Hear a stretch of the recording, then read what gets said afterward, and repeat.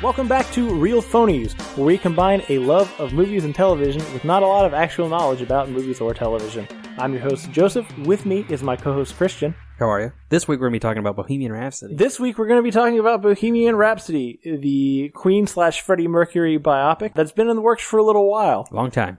I still want to call them surviving members, but really, they're all surviving but Freddie Mercury. Correct. Brian May and Roger Taylor specifically have been trying to get this movie made for a good while, probably a decade. Yeah, I would say so. They had it going a little while ago with Sacha Baron Cohen from Borat attached, which honestly would have also been a good casting because he also visually looks the part. I feel like he could probably capture the energy, but supposedly I don't know what we don't know what happens behind closed doors. I think they thought he was too comedic. I don't know. He's done more serious things in the past, for sure. So I don't know. So anyway, it dropped into development hell for a while, but then they found Rami Malek of Mr. Robot fame, who again also has that unusual look about him. Mm-hmm. Specifically 80s Freddie, man. He looks just like him. Yeah.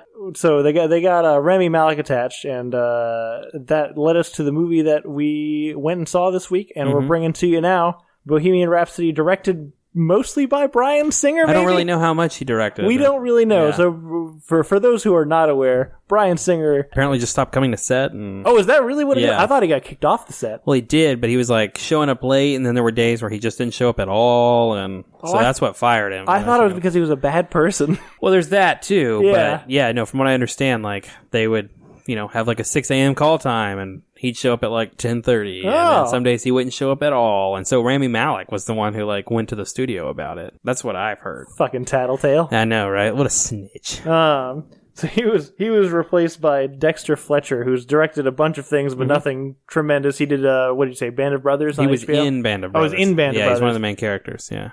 But yeah, this movie stars Rami Malek as Freddie Mercury, a fairly visually accurate Freddie Mercury. Gwilym Lee as Brian May.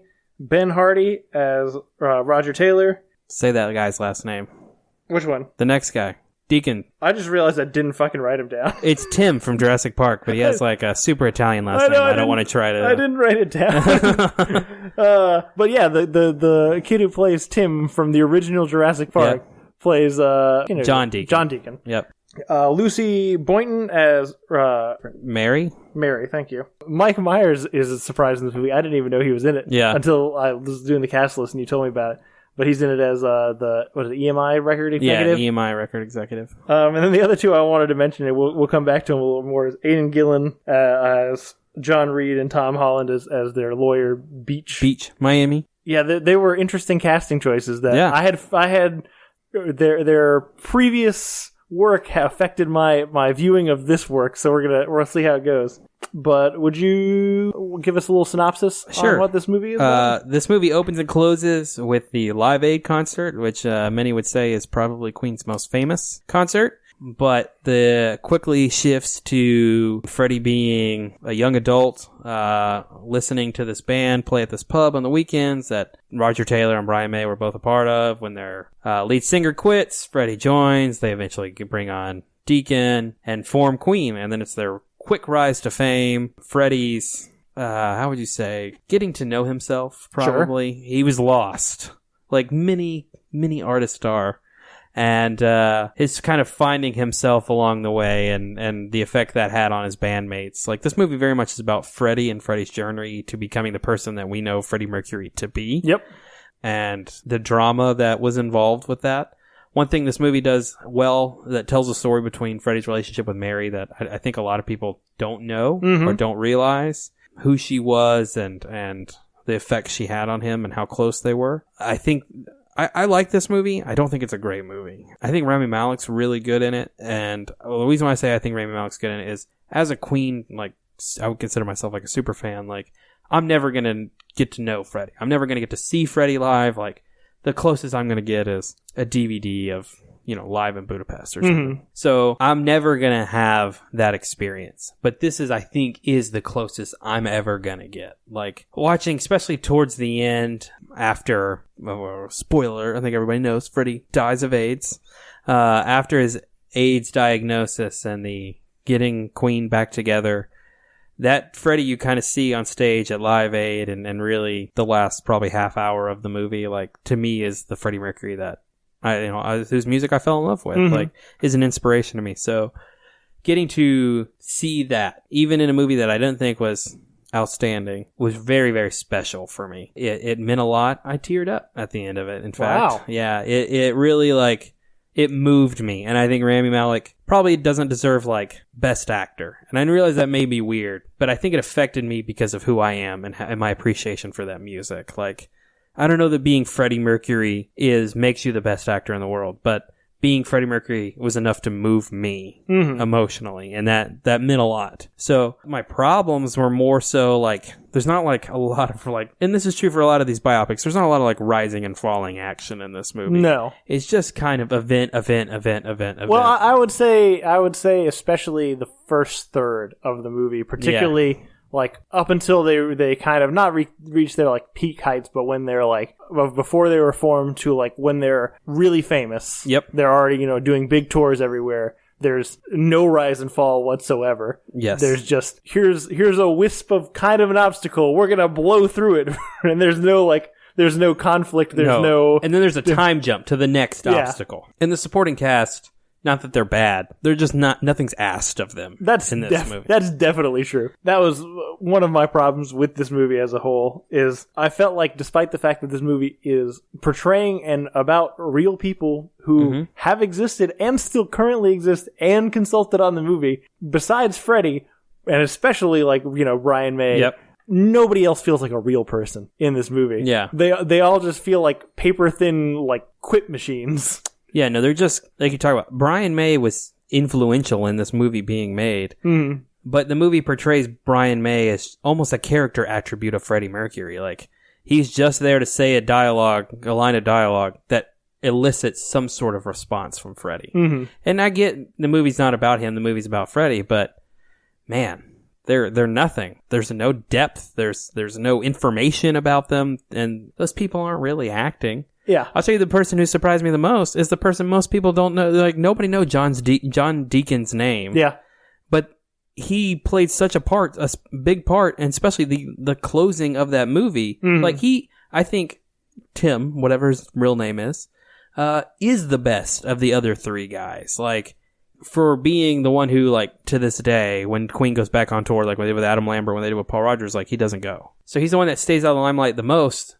And that's true for the movie as well, but he plays such a big part, whereas, like, Brian and Roger really are not characters in this movie. And I thought that was a shame. I think that hurts the film. Well, and that's what, like, I couldn't decide about that, because they're in it the whole time. You think it's going to be a Freddie story at first, and then you get introduced to the guys, and they're there for so much of it, but they're also, like you said, they're very thin. They mostly just have these quips and dialogue with Freddie to promote Freddie onto some other, journey or personal discovery or whatever. But I don't know. It's one of those things where I can't decide if they know whether they wanted this to be a movie about Freddie Mercury, if they wanted it to be a movie about Queen. Yeah. You know what I'm saying? I felt like it towed the line and never really decided whether they wanted it to be about Queen, the band, or if they wanted it to be about Freddie Mercury and, kind of his time with Queen. I think they went with the second, but there are elements of the first. Definitely. That's the thing. I think they're involved too much for it to be just Freddie's story. One thing on that note that I wanted to talk about is when Queen breaks up, they make it seem like a Freddie Mercury problem. That kind of felt douchey to me because the guy's not here to represent himself. Definitely. And from what I know of Queen, yes, that may have been the driving force, but the rest of them were pretty tired of Freddie's antics. So when he says, hey, I'm taking this solo deal, I'm not thinking they were as upset as the movie makes it out to be. And I feel like they probably played more of a part in it than the movie claims. Sure. But Freddie's not here to be like, yeah, that's not true. That's not what happened. I felt like on that note, Brian May specifically came out smelling like roses in this movie, in the sense that Oh, yeah. He is constantly like on the right side of whatever argument they're having and is always kind of like the voice of reason and wisdom for, whatever conflict or decision they're going through. Even between the personalities of Freddie and Roger. Yeah. Like Brian is like, you're both kind of right. Yeah. I'm in Love with My Car is a stupid song, but it should be on the record. Like, yeah. And how many times did they say Brian May's an astrophysicist? So fucking many. As if you didn't know. That drove me crazy. Brian May has a doctorate in astrophysics. And he wants you to know. Absolutely. I am not just a rock star. Oh, God damn it. Yeah. See, I want to talk about... I had a problem with the first third of this movie because I felt like we talked about this last week. If you guys haven't heard our Best Music Biopics episode, go back a week. I feel like we picked out some good ones. We noted that a lot of these movies have the same beats. Yep. They have the same basic plot structure of anonymity, putting it together, achieve success, their consequences of success, and then overcoming them kind of thing. And I feel like this movie understood that those tropes and those specific beats have to be in this movie and are understood to be in this movie, and they didn't want it to be retreading the same ground. But I also feel like so the first third of it to me felt like, okay, you guys get what's happening here, so we're just going to run through it. But I also feel like they didn't run through it fast enough for it to be that. So it was like they both wanted to have an origin story, but didn't want to spend the time of the movie on like the origin story. And they again found some like weird middle ground that wasn't quite one or the other. And to me, the result was, again, the whole time there's no obstacles, there's no conflict, there's no nothing. They just constantly just move from one step to the next step to the next step, and there's nothing in the way. Which, I mean, first off, if there's no conflict, why is it even on the screen? Like, what are we doing? But also, it just, to me anyway, because we don't get to spend time with these characters before we start the rise, and we don't really get to know them because they're just quip machines, they just seem like smug assholes who succeed because they're smug assholes, and it doesn't feel earned to me. And that really bothered me. And for you, that might feel differently because, you know the band members and you probably know more about their actual rise. But to me, as someone who doesn't know that, I was just like, fuck these guys. No, I think you're right. I think it hurts the movie. One thing I would have, if someone had asked me to make a Queen movie, right? I would have placed... And why didn't they? Yeah, well, it's mind-boggling. I probably would have set almost the whole movie within the farmhouse while they're writing A Night at the Opera. Yeah. At least that's where the movie would start. Because you don't, like you're talking about, you don't really need to see the rise of Queen. Like, the rise of Queen isn't like some grandiose story. It was, right. 4 English dudes coming out of the peak of the, British invasion who were making really original and different music. And that's basically all it is, and Freddie was this electric personality that people gravitated to. He was arguably one of the best frontmen of all time, if not the best. Definitely. Those are all perfectly reasonable, explanations why they became famous. What's more interesting is the confrontation. And so, the drama of them, all living together and write this album at the same time, it's when Freddie starts, discovering his sexuality. And then maybe it would have been interesting to see how Freddie reacts to the other 3 making families. Mm-hmm. Maybe showing Brian getting married and, how that Brian now having a wife affects Freddie's perception of the band as a whole. And which is something that they reference in the movie. Exactly. They allude to it. Right. But it's not really fleshed out. That's fair. And so if you had not given me that stuff in the beginning and then focused more on that, I think you probably would have had a better movie. I think what makes this movie good to me, or better than Transformers, is because my personal connection, and I think because of Rami's performance. But the movie as a whole, probably worse than Transformers. Sure. Which is kind of what I said I think I was going to be going into it. But one of my favorite parts of this movie, and we had talked briefly about it before, is the Mike Myers cameo. Yes. Do you want to explain it? Or? No, I think you're going to do it much better because I didn't even know he was in there. Okay, so Mike Myers plays a EMI producer. I can't remember his name. He's not a real person. The character that Mike Myers plays. Ray Foster is his character name. Ray Foster. It's actually a combination of several people who heard Queen's works along the way. But Mike Myers plays his character, and as we all know, there's a famous Wayne's World scene. The opening to Wayne's World, the movie, is Mike Myers and Garth and 2 dudes I don't know their names. Yeah. They're riding in the back of Garth's car, and They pop in Bohemian Rhapsody. Now, they just pick up at the operatic section. Mm-hmm.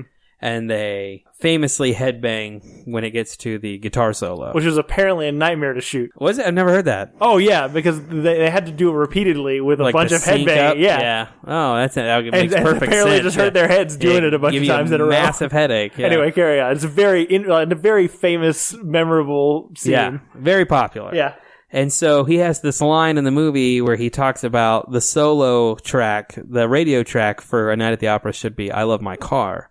Because it's something the youth can turn the volume up and headbang in their cars to. Like, it's just such a great, like, connection because, let's be honest, Mike Myers is probably in the twilight of his career. He's well past the twilight of his career, if we're honest. But that was kind of, he was on SNL before that, but that was really the birth of Mike Myers' career. And it's kind of all come full circle, and whose ever idea it was to get him in there and say that line specifically, props to you. Really liked it. I'm with you. It's a great moment. Speaking of kind of the managers behind the scene folks, so I mentioned earlier they cast Aidan Gillen as John Reed, who I guess is their manager starting off, or at least for a little bit. Famously Littlefinger from Game of Thrones. Yeah, Aidan Gillen, Littlefinger from Game of Thrones, and Tom Hollander, who plays Beach, who's their lawyer, who I guess is later their manager. Yep. Also Colonel Beckett in the Pirates of the Caribbean. Yeah, he's Beckett from the second and third Pirates of the Caribbean. They're villains. They've got villainy faces. Yeah, they're only ever villains. Right. So I mean, like, even if I hadn't seen them in movies, I'd be suspicious of them. But I've only ever seen them in movies and television and stories where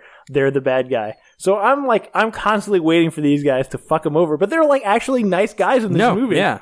But like I couldn't accept it in my brain.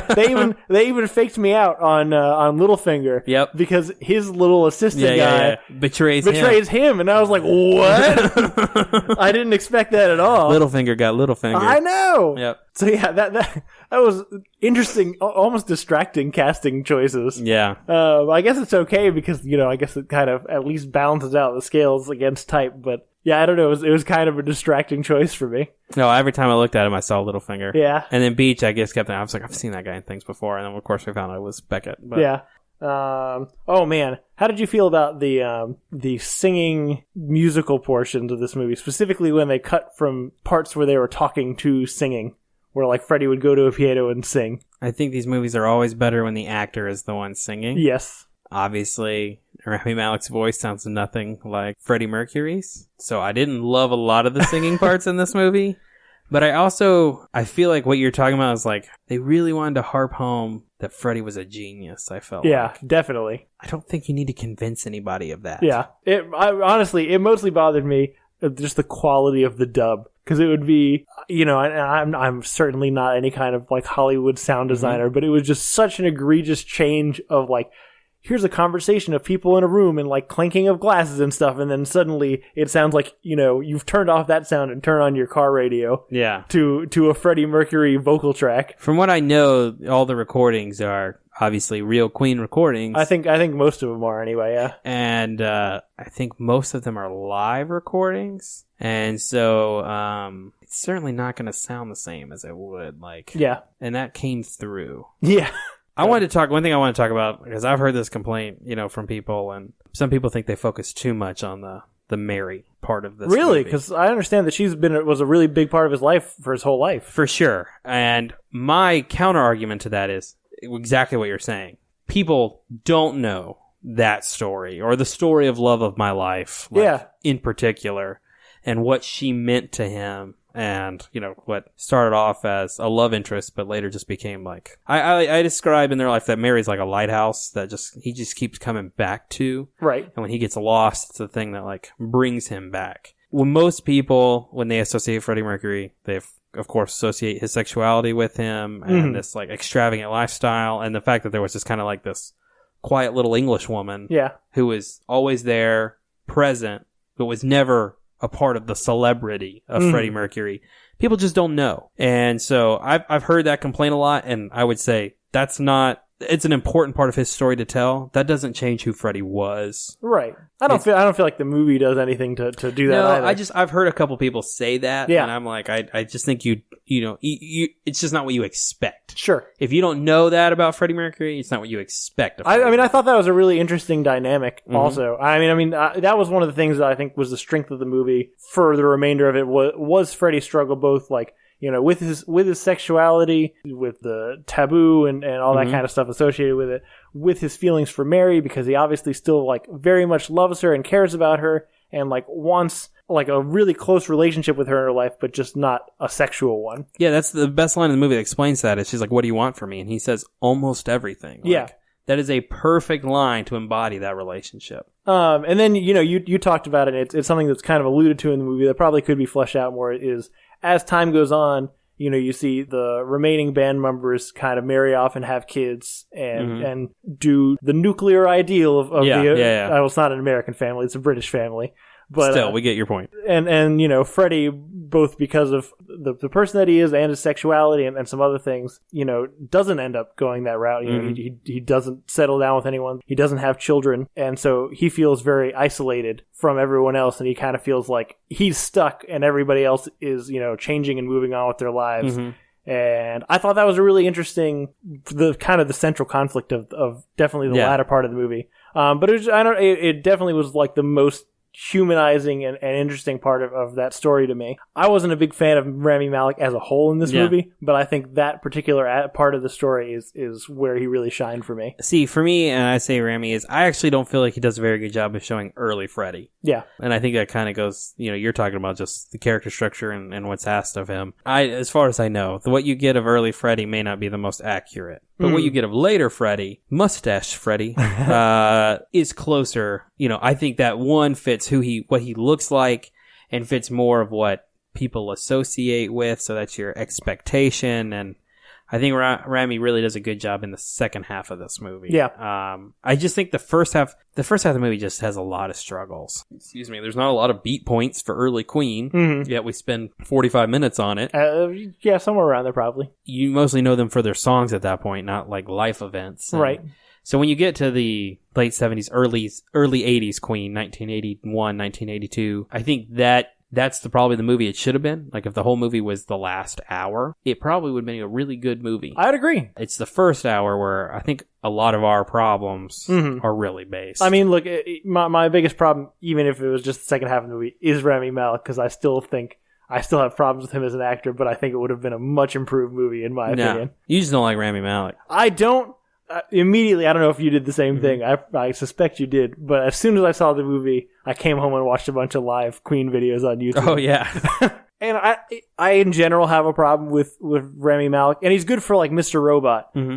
But I constantly feel like there's just a distance between you and Rami Malek. That's fair. And which again works for certain parts. Doesn't work for me with this part. And my problem is Freddie's just so expressive with his face and his eyes. And Rami Malek does not communicate that at all. He gets the body motion. He gets the body language pretty good. Yeah. But the face and just all the things that are communicated there, I just don't feel like come through, especially with like the Live Aid concert and stuff. The last shot that's like right on his face at Live Aid, I definitely see what you're saying there. I felt like there could have been more given in that moment. But it really felt like he dedicated himself to the body movement portion. Yeah. He moves like Freddie moves. I would say like 80% of the way. That's still a lot. It is. Yeah. My biggest problem is like it was still like the big, wide, strong movements, but it felt a little more forced and less like, again, this is one of the reasons that Freddie was such an electric performer and why people really liked him live is because literally like energy exploded out of him. Yeah, like for sure. All of his motions, all of the signature stances and like, poses and things were just felt like he just couldn't contain it, and it just like that's the way it just had to come out of his body. Yep. Otherwise, he would explode. Yeah. And I think it's a really good description. Yeah, and I think it's a hard part, and I don't begrudge Rami Malek because I don't think there's anybody who could be Freddie Mercury, because otherwise we'd have another Freddie Mercury. Yeah, and you never will. But that if I'm going to levy criticisms on this movie, it was one of the things that I felt like he didn't bring to the role. Yeah, it's not even a counter. You talk about the 80% thing. Like, if he gives me 80% of Freddie Mercury, I would argue no one's probably going to top that. Sure. You know what I mean? Like, yeah. no one's going to get 100% Freddy. So if you can give me 80% Freddy, that's still better than I probably am gonna see from anybody else. No, I mean, I like this movie. I want to see it again. I want to watch it again. Queen just means so much to me. I know. That there's just no way that I'm gonna be like, I'm never gonna see this. It's crap. I was, I commented on somebody's Facebook, they were talking about it, and I saw Queen in concert in March of 2006. Paul Rogers of Bad Company was leading them. And at one point, Brian May comes out and he's playing like a 12-string guitar and he sings Love of My Life. And he goes on like this 5-minute rant about Freddie and who Freddie was. And man, I mean, it just sitting there called back to that moment to me. Like, it's just such a connection that, again, you give me 80% Freddie. I was at 0% Freddie before it, so I'll take my 80%. And it's interesting to me because you really liked the Live Aid portion of the fact because they do. I think the whole Live Aid pretty much, set. way more than I anticipated. Yeah, it's funny because that was for me, and maybe it's because I was already coming in kind of at like a different level of enthusiasm than you were, but that whole sequence and the fact that they did almost the whole thing felt like super self-congratulatory. I knew you were going to hate it. When I was watching it, I was like, Joseph is hating this part. I hated the shit out of it because it's one, I mean, again, they do like, you and I feel like you and I know that's like kind of their most iconic moment. Mm-hmm. And a lot of people would probably recognize parts of that set. And so like I fully appreciate the fact that that's like the end of the movie. Like that's the big conclusion. But like the fact that they do the entire set, they do almost like an imitation of what's happening, and they have all these constant cuts like during, because they play the whole songs. And they have the cuts to the reaction shots of everyone just being like, "Wow, what an incredible moment!" And I mean, like it is, but like I don't know, like to me, just cynical ass me watching the movie, recognizing what it is, who's making it, and kind of the rest of the movie coming in. It felt so just like jerking yourself off to me. I knew that's how you were going to describe it too. My counter to you would be, is there's a reason it's so famous, right? Yeah. So like people have to remember it a certain way. I agree with you. Now, having seen Queen live, when Radio Gaga starts playing, that is exactly how everyone reacts. You know what I mean? Like that is what happens. No, I love that moment. I love that moment because I love Queen. Yeah. I can admit that's bad for a movie. That you should not do 20 minutes of music straight in a concert setting in a movie. If you were making an opera, sure. But it doesn't make for good filmmaking. Yeah. But it makes for a good Queen movie. Like that's what you know what I mean? Like for a Queen fan, that's what you want to see. Sure. And that's fine. Like I can say the movie's worse than Transformers. But the Queen part of me wants to be like, oh, it's better than Transformers. I want to watch it again. I want to watch it more than I want to watch Transformers. But I know it's not a good movie, Joseph. Like, I know that. I'm breaking you down here the longer we go. I don't know. Yeah, and then we're closing up here, and I don't really have a lot else to say. But I don't either. I've come down on it harder than I probably meant to because there are some really great moments. Like I think again the Freddie struggles. Mm-hmm. Especially like as the band kind of not grows up, but as the band gets older and they have separate lives outside of Queen, and I think that's a great storyline. The recording of Night at the Opera is really fun. I like that sequence a lot.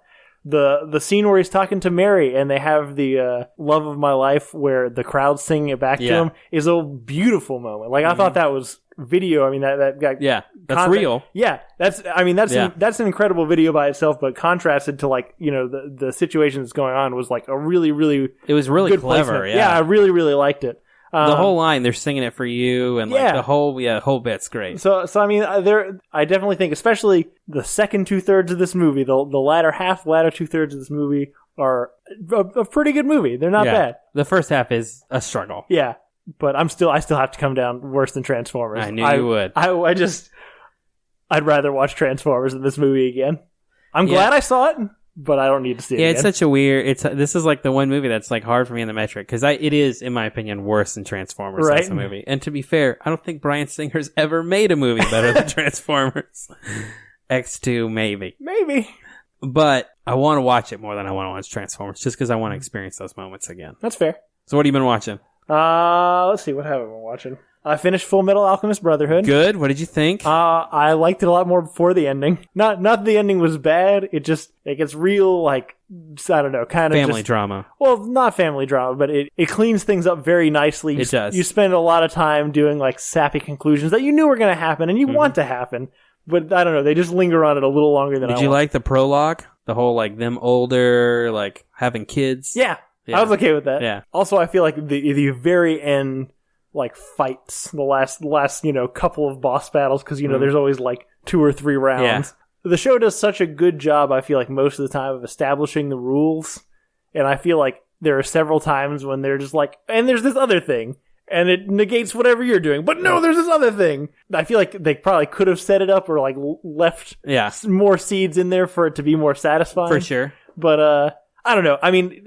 I'm minorly complaining on the very end of the series. It's one of my favorite ones. I think it's so good. It's very uncomfortable in some parts. Yeah, it's which is not a detriment. No, it's very smart. Like the characters are really likable. You get really invested in each of the stories, and it's just, I don't know. It's such a rich world and story. That's why I hate that it ends. I know. I wanted more, especially with the way that it ends. Yeah, that's fair. Yeah, no, there's definitely, like, you could definitely come back to this world. Yeah, with a lot of the same characters. Yeah.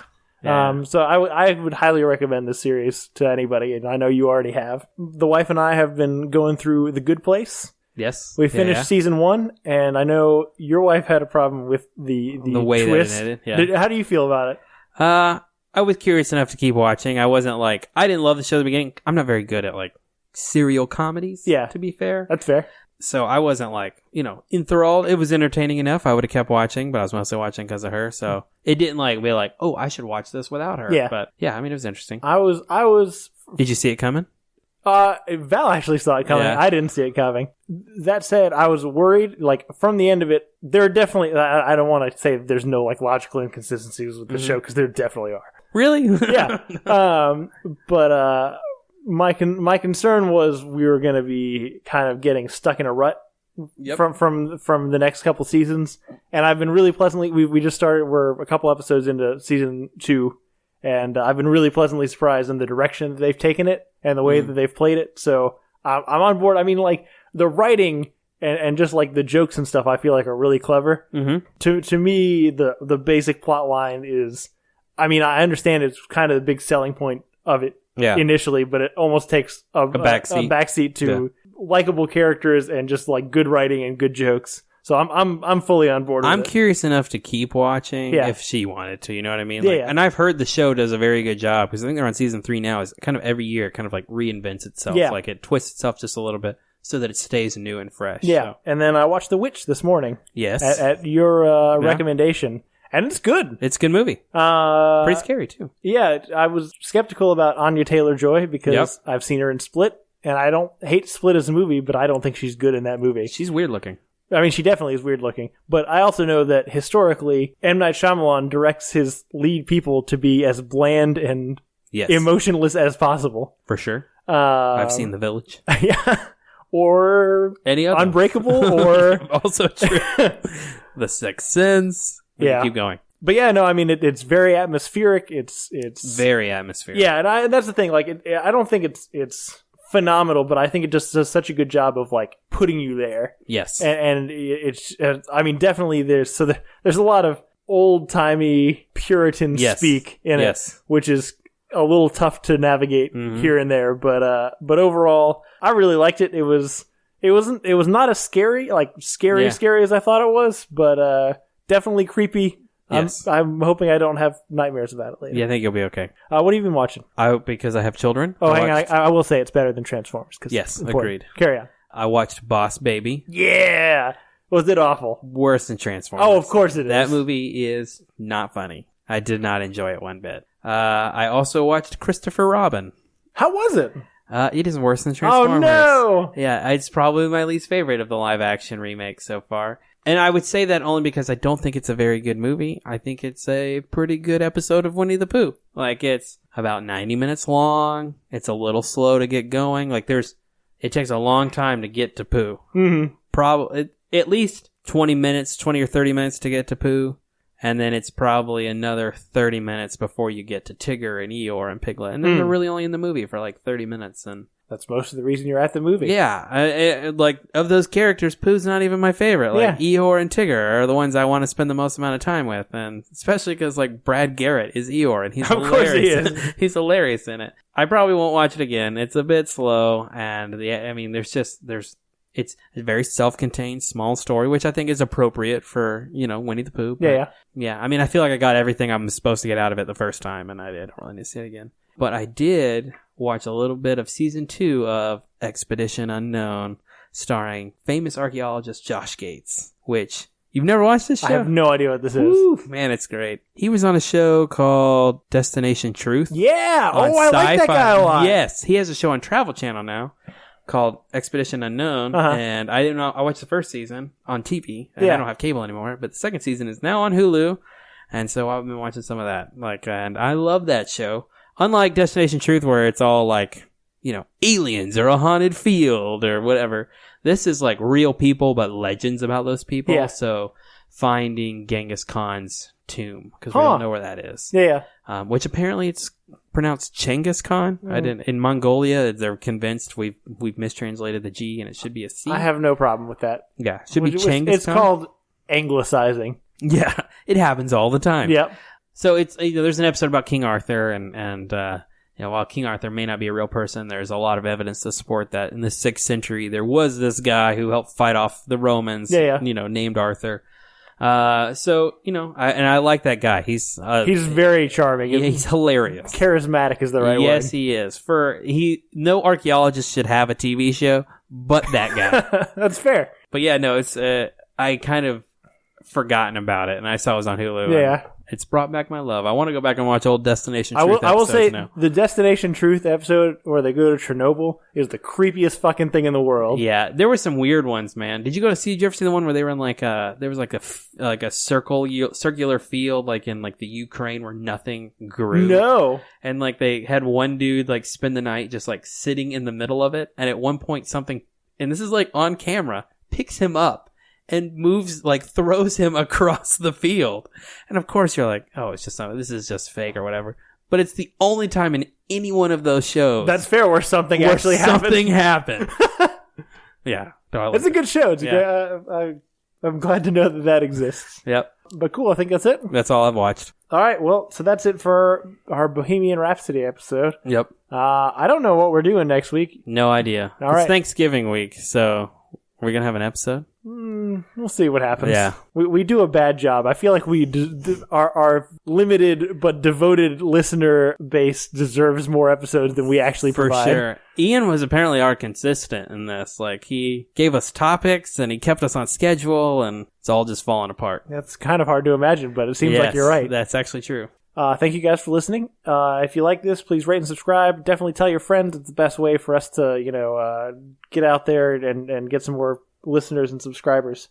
If you want to reach us, you can reach us at betterthantransformers@gmail.com. You can also reach us at realphonies on Facebook and Twitter. Thanks to Zach Evans for art and Brian Velasquez for our theme. We'll see you guys next week or later.